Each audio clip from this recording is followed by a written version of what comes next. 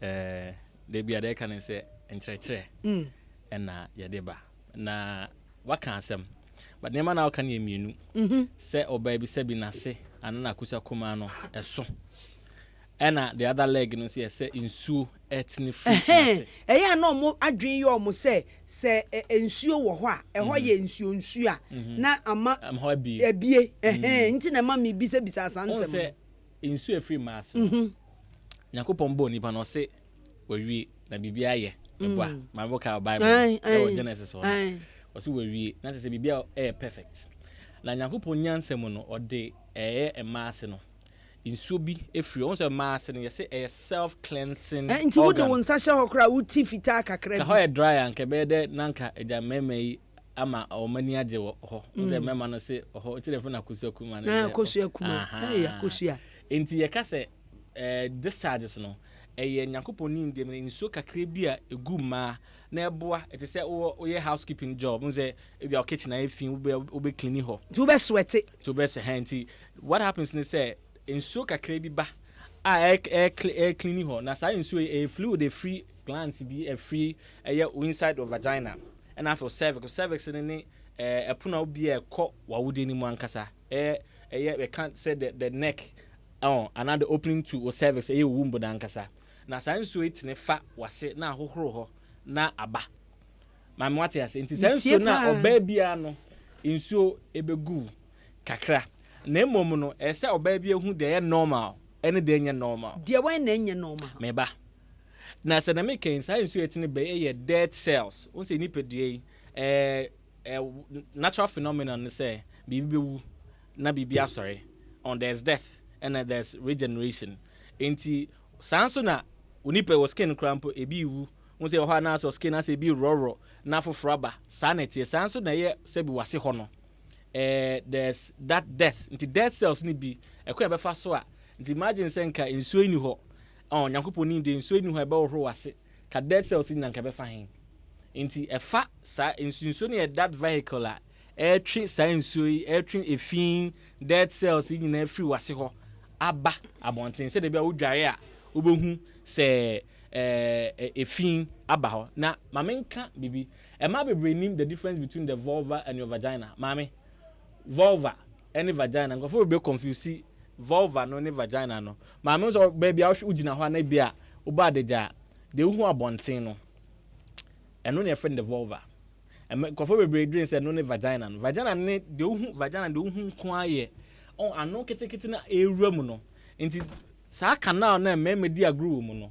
eno the vagina ba abontin ye kan the labia majora the minora and the tip of your clitoris no eno ne the vulva na eno no ho ne de te say wo skin ya nti udware a se de o de samna ne eyi cleaning o skin edware bia wani mu nsa ho ne ada na ho de weti make e clean because onso ho kra nwi ho nti se bi wan wo ho yi a ebetime manka aba ho na emom no eye ano na wodi wura mu akọ no ho ne vagina ho na ensuo ne tene bawo nti ensuo ne free inside ensuo ne free say na make na free cervix on say efimu hwe emma mase na on say wura tokunu mu a okọ anase wasi baabi saa no emu bia te say epono ewura studio mu okay wo hwe production for no ho ne ebia say bi vagina no na say epono we bia no wura womb nim Patwati ase minim se tie for beti enti no akwai se wo hwe odan wote ufiri Matias enti no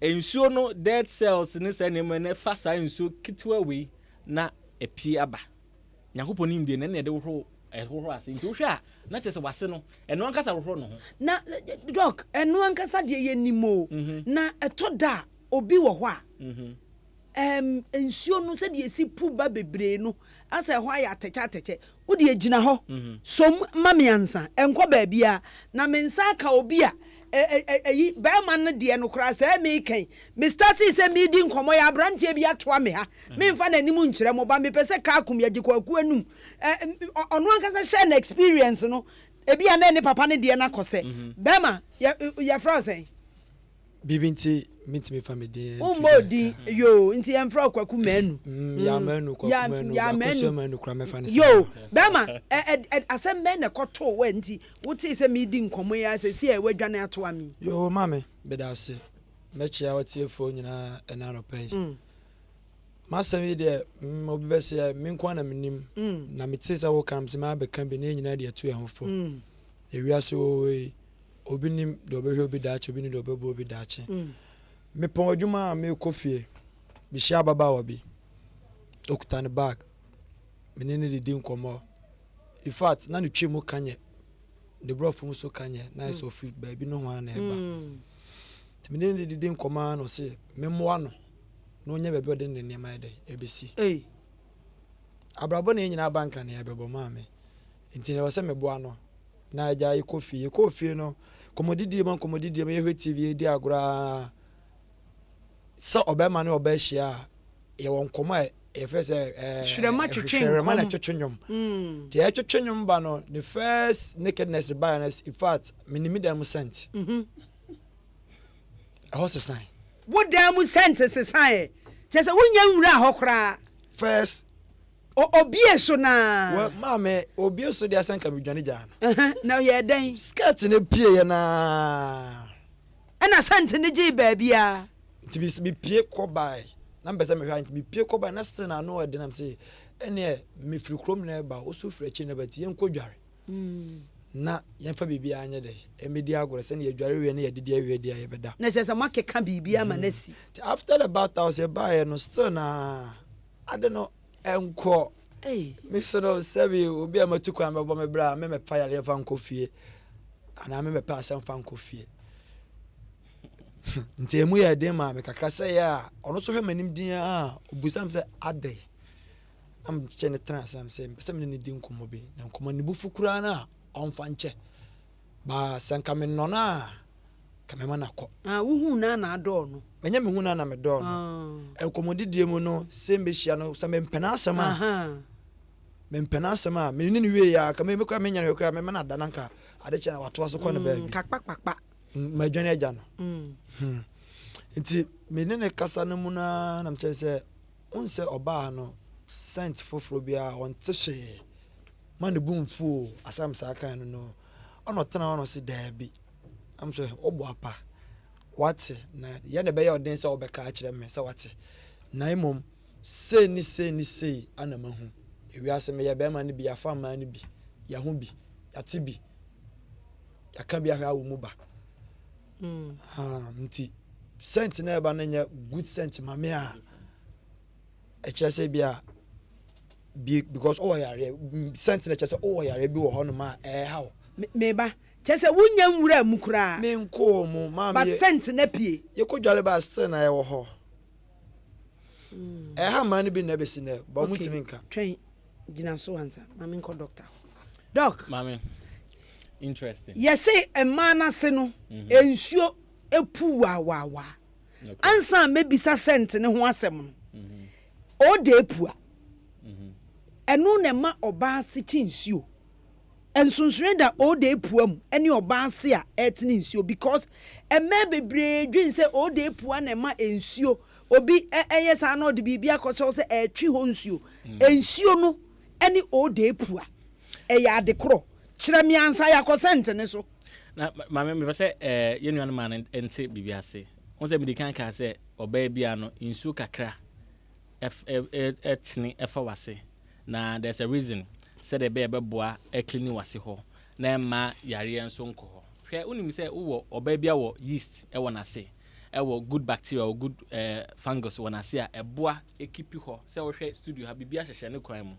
na emom e bia two way de kokoshe ha wo out me se ha sesa edin ne bema ayes ya wo good bacteria friend lactobacillus and na wo yeast wo ho me ba wo bobrofo no dia no you set it baseline na nkofo nti ase and there's also a reason oba bia se bia ya acidic pH ni be 3.5 to 4.5 ni nyane say eboa ekipi environment ho no neat and healthy se wo behwe niema pi koso ma bebre promiscuous e bia na one kwasi ada one protecting ho echina one we and then so de koso say ma bebre nso de niema romance okay e bi the romance for pleasure e bi the body e bi the kwadu e bi the even deodorant bottles e romance deodorant bottle na bi asi ne pono so ache e bi mfuturo kra ho ebi adaku bi akono bi aba na otam ya ebi oni onware ye na odakwa akura na se ma bebre nso do mo nsa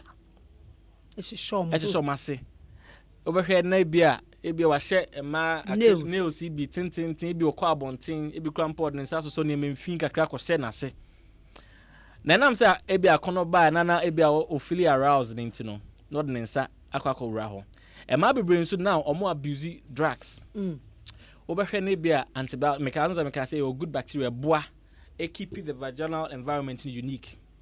Now who abuse antibiotic na obi wani tie ne ya antibiotic say bi ne ne ya okono antibiotic what it does na say it could both the good and the bad bacteria na wo wase no into what it does na say create that imbalance my what I say into wa uni yare o baby otie o ya now doctor bi am prescribe drug bi ama onko ma pharmacist bi am for drug bi ama yet no who abuse some drugs antibiotics especially say wonum say do no eko ha sabi niema pa wo wase ho na ebo ho ban no you might not know say bia wo bacteria bi wo ho ebo ho ban na me kan lactobacillus na ebo ho ban ma infection nko ho into we abuse say do no na ede sa oha no eba doc and it doesn't mean say sa niema ya wakeka nyina eno na ede vaginal discharge ne ba yes na ede na de scent ne ba scent no nso a discharge ni mu ana scent ne wa na say scent ni ye different from discharge ubu say asemi so say enye discharge be from ba bia se be na yo de pu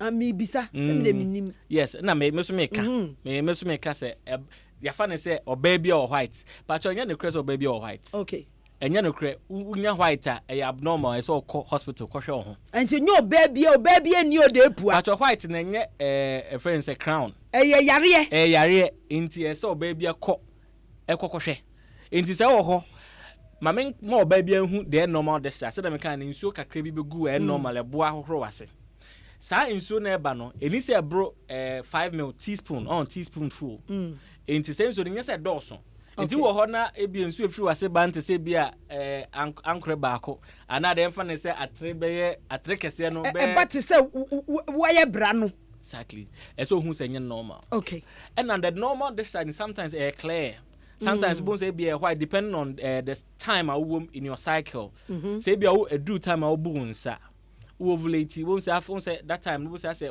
discharge na I take kakra I filter kakra bones say sometimes say ama mind bi kakra and no you normal and e be in do time bones and bones say clear watery discharge bi and ni nyina say horo ase okay apart from near ma bones say color na yellowish I greenish e be moja wom ana bibia so hu senya normal okay ma scent no dia wen me scent no hu senya normal la oba bia na hu se nso no so eba na ni nka odorless okay dia ye normal no me be so oba bia hu dia normal maka se volume no embro enye be teaspoon full kakra bi aha na eba rohro ase na aba betete o ano ho na udware na wahoro aye na djuma wie number 2 maka se color no clear na say ebia time obuns ovulate no na ebia a bit say whitish as a creamy bisa no no ye normal enti na ho nso na say bia mo wase kekaw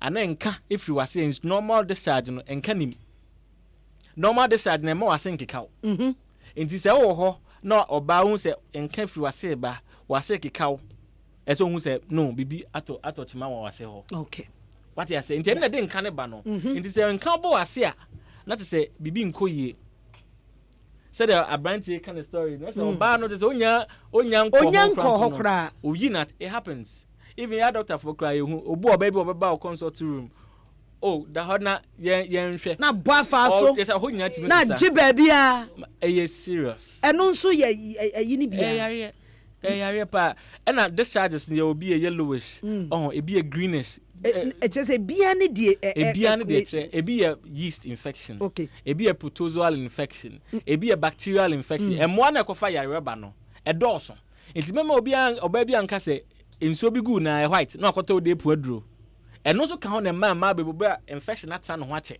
enam se o use the wrong drug for the right condition ebi a wonya discharge but akoto aduro enam se onye hwehwemu hu ade poten ha no ntino ade na ebi a o de pu ano for yeast to candida so akoto bi a antifungal drug bi e de kwakoshe wase ana akwakonom ebia wo de discharge no is as a result of a bacterial infection. Okay. Which means ubetimi enya vaginal discharge wase ebetimi apunsuo enso na o de pu anye na enye candida. Okay. Mami mi sa brantie ne se scent na kire no wo de yemfa scent no doctor akire ye scent no me there are other infections apart from the for chlamydia even ya gonorrhea eno so krumi ma wase tinsuo doc meba na wo wie ye na scent ni wie no wo wura mu hwe ye de Mame. Me pese me hwe nwura mu no. Me mo hu bibia. Because me pese doctor bisa me hu se wura mu no na etise densu ana se etise bosompo ana bosompo. Wo hu ade we eja ebe hyew na do nse ekotum ba ye wade bu eka se bon enso ede. Bonde. Eti wudi ye hwe. Nti ane de me ka hwe. Ba wo hu se na ede on. Se nitina e ma me ye de echetra ho a me ye no ho aduro ma no. Na ye bonde. Na wutom se tom. Debi ana ye skolo de ma ye me wa kaka ne se ebia na emuche me mu na mu se ohun ohia be ma na ache. Ebi se na kwantu mu ode nam de ba no ode na ade na free ne ba bi ba. Beba. Wura mu de na emuche me bra ansa na ekopa. Ba cent wom.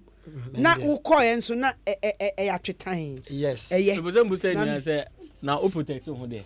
Yes, that for the first time I'm sharing. And every time we no be say eja wo no de ni say ke de e kwhiem. Eja anye bia no. Me be dey me busa san say na now ni. Kofa brain so adwene say when it comes to the matter of sex no, it's only when they penetrate. And na obetime nya infection. With the my main fat infection some no to. Na me can because maybe ye ja na here.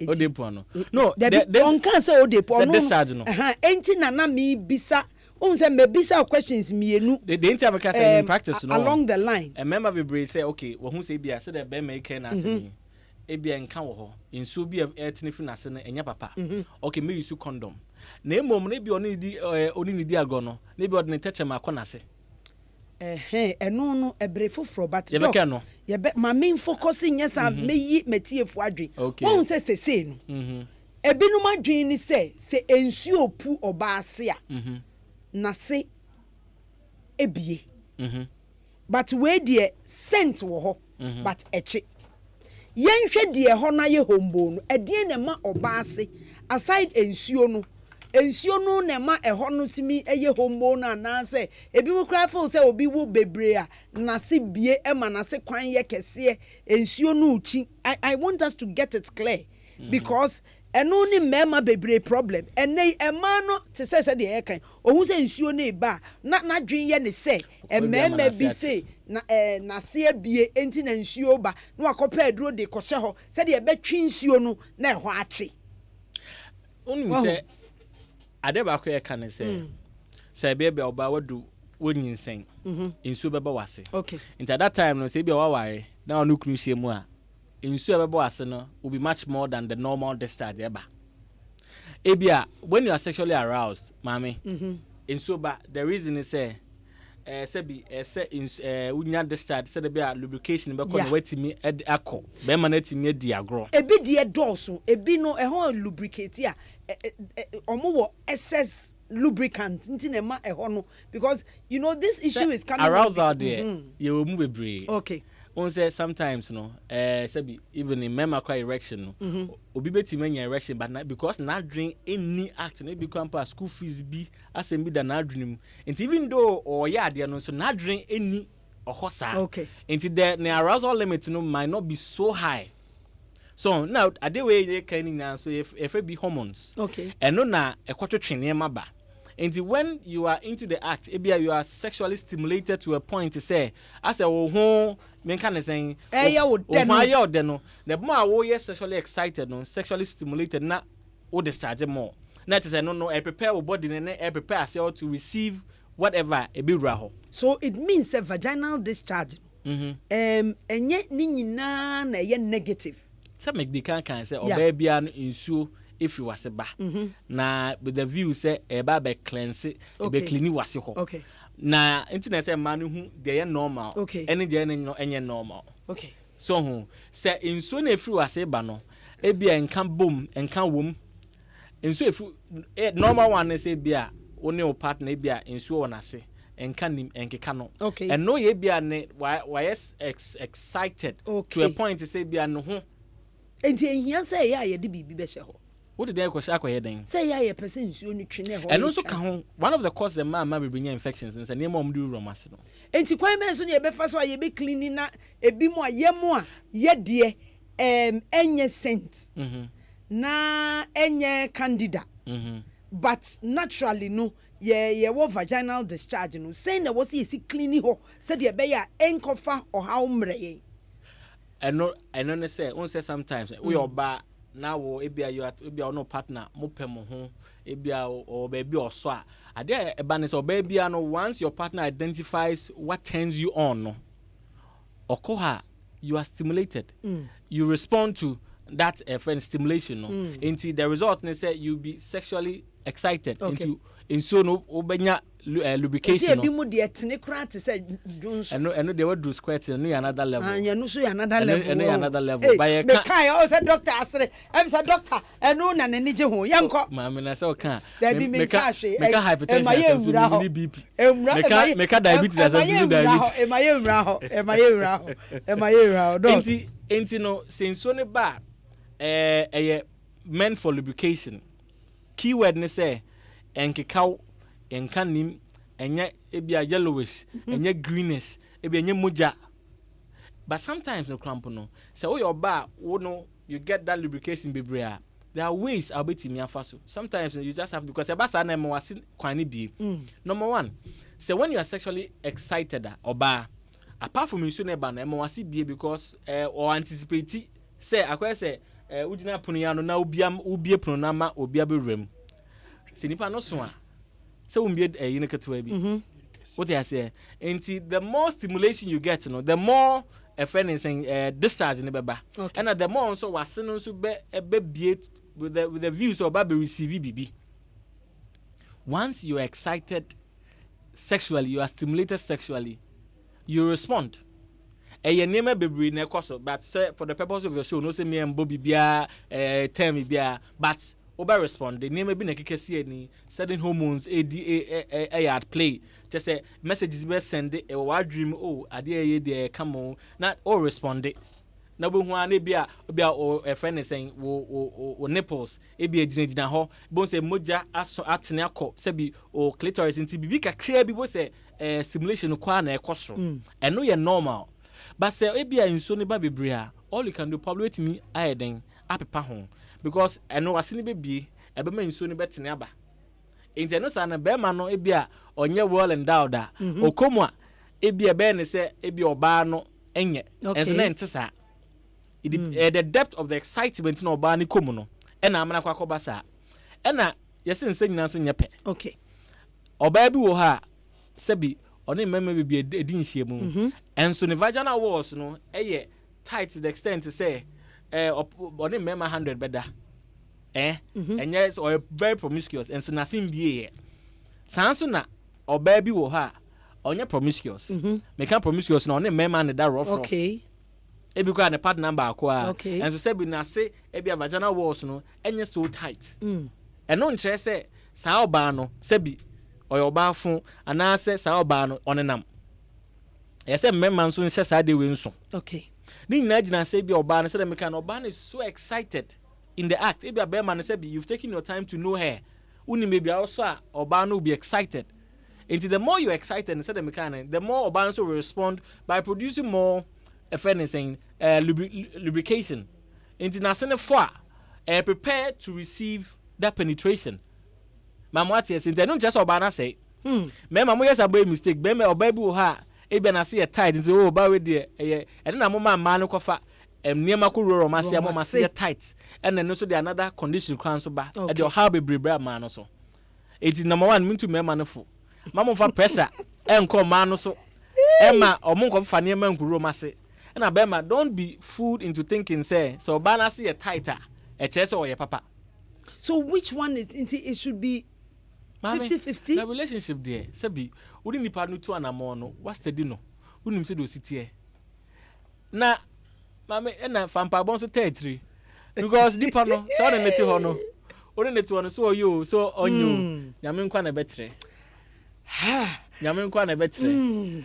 Enti no Emma no omunjai niema omudi ade bie no there are safer ways abetimi ama o vaginal walls na tighter anko use aduro. Okay, mami reading your messages ne kakra na mi wia na try what try and the safer ways are you betimi keeping it tight. PSA poma o say eh bra yi Ukasa, you met a woman just on the street and you want to sleep with her. Bra, what about your mouth? Or say, be an one and no born one share. Ford, I can't say women. Ford, I can't say, oh, dear Matameda say why. And an angel saying, and let's call the spirit. Shatawale, dear, see a trim, eh? Or Hinny catch, or say, good morning, Sister Inshira. My greetings to my brother, Dr. Phil. Oh, God bless you. Watching you from Amsterdam. Thanks. Queenstown, your share.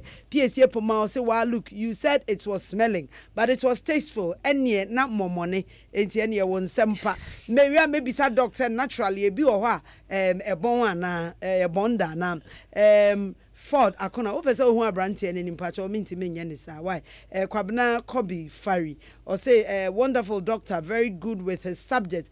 Godfred Ofosu Denchi wo questioner wo de fabra ni emisa ma why asam no etoda na ye ni age enti wo se ye jeje ho ti ase Kofi Adoejekum CEO Kofi Chrome Pharmacy wo se wo hwe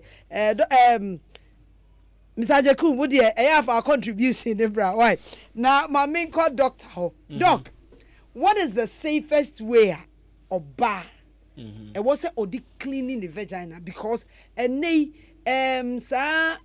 discharge ade aye ema bebre headache se say de wo kan because of comments bi a meme bi eye mema bebre nim say excitement ni nti ema oba ne ho formo na se no aye more wet omo ofane say oba ko say exactly na se na ebie na ne ho ye nsuo say wo ye oba na say wo was have vaginal discharge bi say wo ye very wet ekwan ben so na obefa wo be clean and answer wo be tighten wo vagina.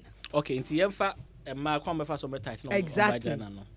And na ma kan say ma oba bia mfa bibia enhye ne ho. Hwentia pepre den enkonko romase. For now no say dem kan no rather than say o hope say be boa ama wase tight no. It also destabilizes the vaginal pH, no. Okay. It destabilizes a vaginal environment, no. It's unique, it's acidic. It's be compromise that environment, no. And no ma we are predisposed to infections. Or baby or no because she mupen when infections. I didn't. And I'm saying, name what you na so na ma why predisposed, why open for infections. Okay. I dare be or baby ko tina washroom be so. Enya no hwebo no kwa kwatena so na because niema ebon ho ban ewo nase ho no we yiye free ho or abuse antibiotics or abuse contraceptives or abuse niema pii on na mi change ama ho no niema se bon ho ban no eni ho. What about the feminine wash? Mami, and it's another matter me baso. Now there are loads of feminine washes on the market. And pass it through your regulatory agencies, no. Enti enya feminine wash bi abati bia no wadi ache me de make ache man say usually no person use feminine wash and no doctor ndi ho nkomo. Okay, now doctor recommend the brand be ma. Now let's come to tightening no. There's an exercise we friend Kegel exercises. Hey, I know anything. And we ba be tre ma no. And no ye instead say what de niema ko rora say wate enche no. Number 1, was a crampo chair, depan on your film. Eh, say no na be mani ra na chesa wo de ji ade. Debut, na was a chair. Sabi the excitement of Bema's excitement obenya from sex, no. Does not lie in oba was here tight. Sa na de na lying in ya de ji ade o. And this and so book me say member. Ya de ji ade o. Ko fi ajekum. Fi ade ni so de de ji ade why. Mama enye no. I can say if it's tight and there's no lubrication, Bema no create pra. Emma be bro mo de name romance no what it does na say e ko affect even on lubrication no. Okay, say be say e ko o massive bo say na say dry I had too dry inteno sa no na be a Bema no, there's no any lubricated or anything edi friction take place. There's no friction. It will one after or quack of fat artificial lubricant in what natural lubrication. Why would you opt for an artificial one or natural one? Man munya na mo. Sane mani nyina no stop it natural processes no from happening. Kegel exercises maame no ani. Kire me. Once oba kwa Jones a once bu ha Jones dewa once otimi ka se e be studio e be Jones dewa. Na maka se. No maka se. Nti e amoa wase. Tighten your PC muscle, pelvic floor muscles no. E tighten no. Nti yeti ha kro betima exercise no. Nti oba bia oti office o ye adwuma bia o betima exercise o pa ye the whole day. Nti wo katwom no bie o katwom ndakwa se wakogema o page metals no nti o katwom na bie nti what does ne say na strengthen strengthen vaginal walls no strengthen if be pelvic floor muscles no na strengthen no eno ye better safer esin no na kwa ko rewere wase no doc ye nkola no ye se ko dware afa nka twade fa wohoro ho na ho scent no I tell them they say medical trem vulva difference between the vulva and the vagina and say sanka twade ne anim ho na ho baby o pubic hair no wo no ho na ye de anka because the man bi ha say bi omo tata so wa hye wa hye ebia or panty wa hye leggings Andy wa sa hye bibi leggings ansa no wa hye na tade say ye motetefo no ewia we mo say me odim name was leggings Abante say hwe ni you enti omo tata so na odinam awiem ebi kwa man bebre kwampo no on say den keep down ho neat onware twice a day enti ebi afu no asweti wom ni nyina no attrap dirt on futuro wo say in the tropics no ewi ebo enti mfifre betew afa ho nyina doc mama asembia kan wo si nerf say yesi ehwin so esumi protect ho da bi o menka se koyi ni nyina mama because me be super de yeyi ni kwatre kwa na bi super de ehwin wo ho ene se ne wo no partner no but enye bushi to say rasta mo enye bushi to say rasta twitwa so man nye clean out there obetimi nsuo ne say shampoo bia na anka twede na fa ho a betimi akipu ho ama ho scent no aye kama doc there's another school of thought say mini ebinum adinkomo yes say ensuo nwu ya ye ensuo nwu obetimi de agupan mu atenam ema chese watenam ankasa to waist level ensuo nwu no rewura ho a eno nso ye frɛ bibi set bath eno no ebi kra isu bi ensuo hye na bi ode detergent bi ode antiseptic bi egum eno nso nye mama ana make say outside the mini problem say ebi asam na ade dry no so the ro vulva no ebi ade ro ano na it is okay but inside what there memfa say be antiseptic bi mbese mabo brand bi okay and the brand bi ho e mad with nsuo e de gu nsuom no abie se bi na se ho na o hwe gum ni tete ne yesi unse ye ma me no tete no ye wo ani etue milk chance ni ye de asa ni ye de agu ni ye no ha ma milk chance ne bia baby arasti kakra ebia duty ma me mfo aso sa me mfo aso hwe there are better ways. Duty is the reason why my baby nsunya infections okay near momre ewero mase a de ko duty no me say wo natural way a eno ankasa ho enti wo hia say bibi koba na ebia nka eba wase a oba se hu say bibi atochema enti to a normal hospital. Okay. Mama yemfa scenario say bibi na be studio ama habon. Na ko fa the most expensive spray. Most expensive spray her. After 5 minutes, ebi ha be hwam, but after 5 minutes no. Scent da so ho. Okay. And na ya hwe vaginal discharge. Na kire say no your normal one, na your abnormal one. It's doc a church, but quickly God okay. Emmanuel Awule or say the guy in your studio, be careful and stop making mouth. You met a lady on the street and slept with her that moment, and you're saying it is smelling. He should give us a break. You're saying control. Arthur William Daniel or say if a man abuses a girl, is a crime and can be punished. Then if you abuse a drug, it's also a crime, so you should be punished. Only these ladies would take good care of themselves. Okay. PSA Pomo say catchum nebie. Hey, Dr. Phil. My doctor recommended this exercise after delivery. I mean the Kegel. PSA Pomo say catchum nebie ni dia. Odi hu dance here. Net way free. And the mano.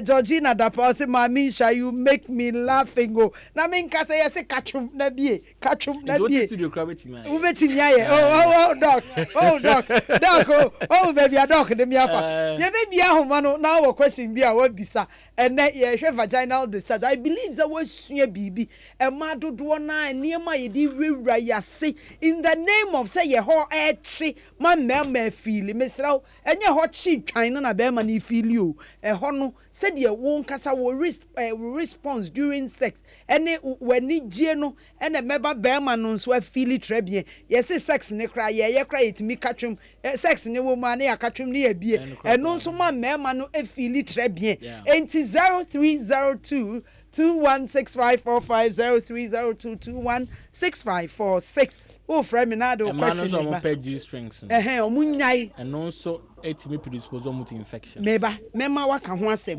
hello mini aba be mena Louis new Louis yanko we the Asempa kwampeso obisa doctor me maka chiro da se me eya agudie ne ase ho no ne manu na ya me peti do ho ana na me nua na o si ohia very day na otimi odin ko fie no me panacho oma enne enye no first and last na even kwa spiritual realm kwa so be share obi very day na odin ko fie so we den unim oh masa no me hwe ya brabo ye kakra wa na doctor won the same doctor asembo me na me wo madam fu bi oh yeah like small time not ahwafo what I say and I'm beside say oh I didn't na tem bia ya na kakra bi na re honum na afo no ono so ka tem say the doctor can say like onu humia na wa like wa feel say bi bisa intina ya timbata but na me nyin because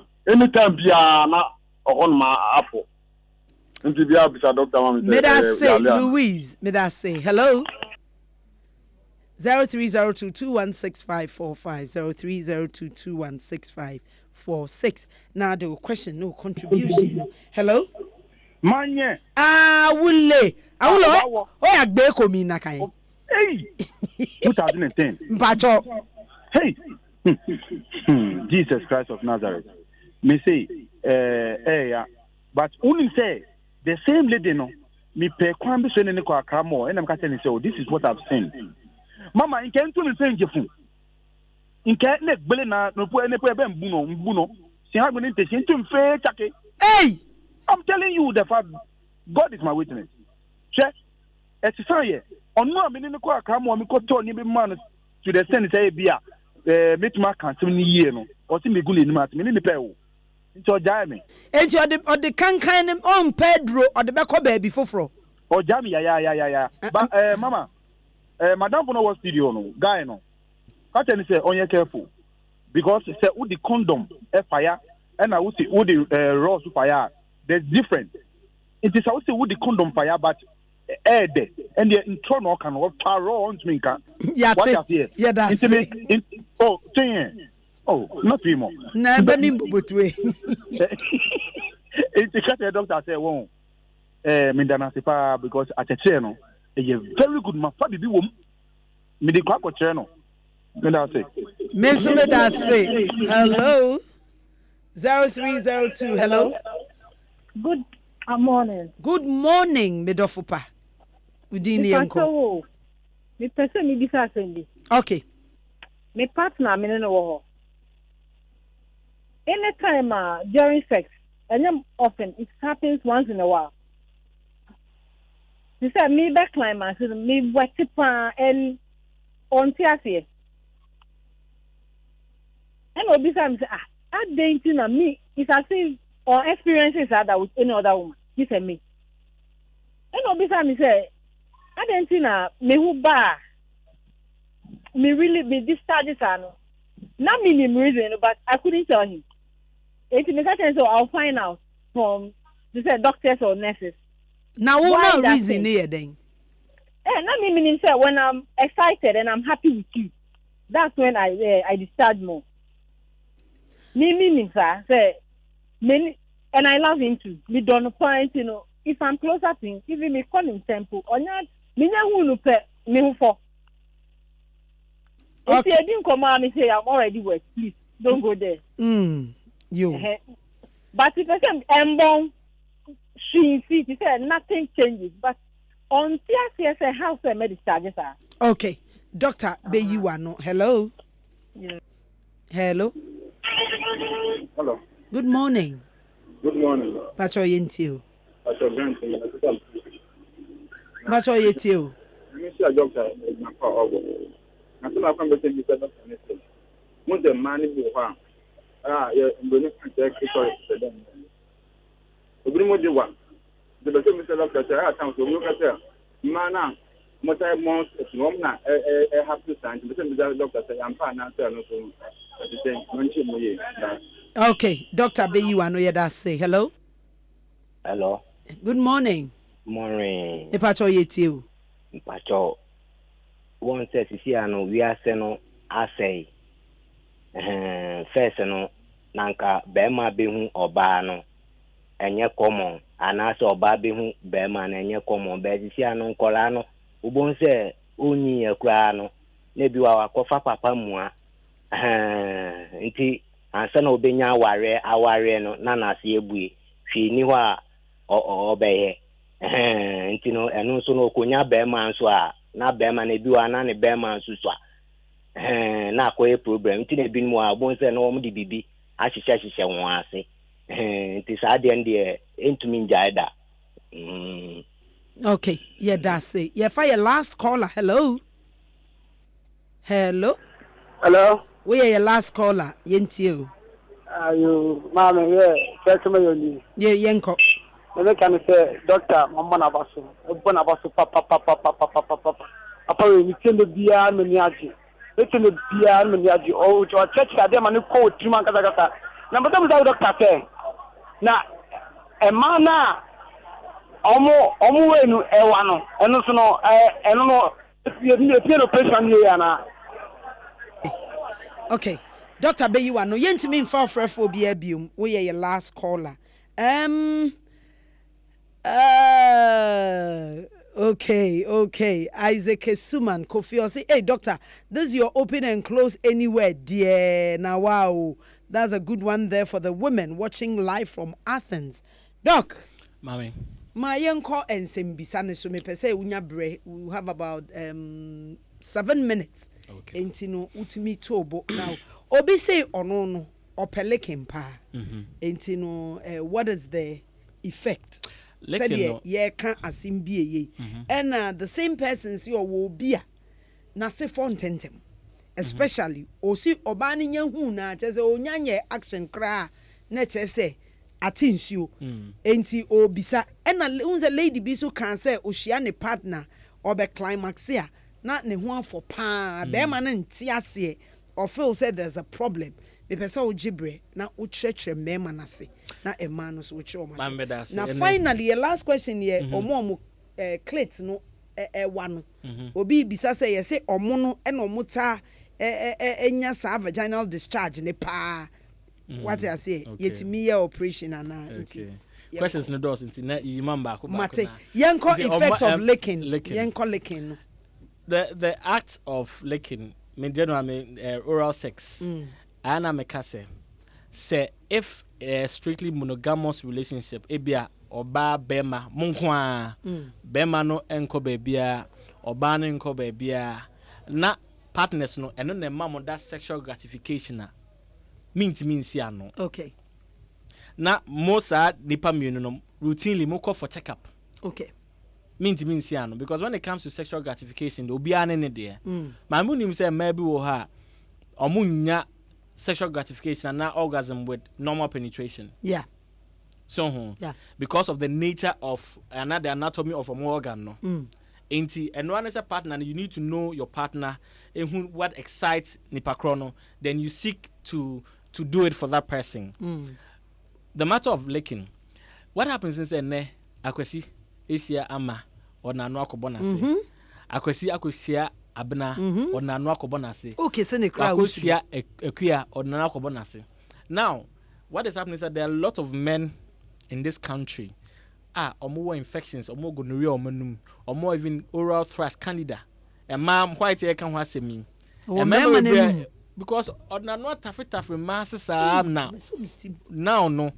And memma be brave. Afasa yare nti men dwene say be ka infections where say be ye ka wo genitalia nko asem ne ye ka ba me what I say e mema ni bebre nso wo bi wo manum nti imagine say be maybe onam ho na nipa dodo say no moko for check up nti be maybe bi kwampa wo oral thrush ba wonim okay wako party bi wako club bi wako share brandy say the brandy story you ko share na no mo do boss so e na ono no call them odina no call na say me nua ba o proud Inti man muntie nyembe me bia na wo allow no so mfa na no mbra wase o because yes eti se oni mema be brother wan use condom okay inti man no omonye careful inti oral sex, that's my position. Okay. My position is say mu mienu mu nkwa na mo relationship mu na we mfa nchen na moko for routine checkup na eno na mema mani age e wo relationship mu fine excessive lubrication no. Excessive lubrication ma me can say bema ubenya erection so ba wase before in anticipation for a sexual intercourse no ni na ye neme bi na control e friend hormones sa hormones so say agine bi a o nerves ni neme bi okay neme bi a wo se bi onipadua no ho no ba bi a obabu bi na so achi e bi a ne kon ho e bi a se bi nufo e bi a ko se bi na se ne clit ho no baby no. Once you stimulate these parts no it excites them into the more excitement sao ba ne benya no corresponded to the discharge because the more excited no na say for in anticipation say sao ba no ebia in the next possible seconds ebia there will be some form of penetration so there be my penetration easy no one can pro be back. What yes, into no and mema mon so or baby especially if the woman is into you, maybe a usu you because you hit the right notes or to me a grown fine or yet extremely sexually excited.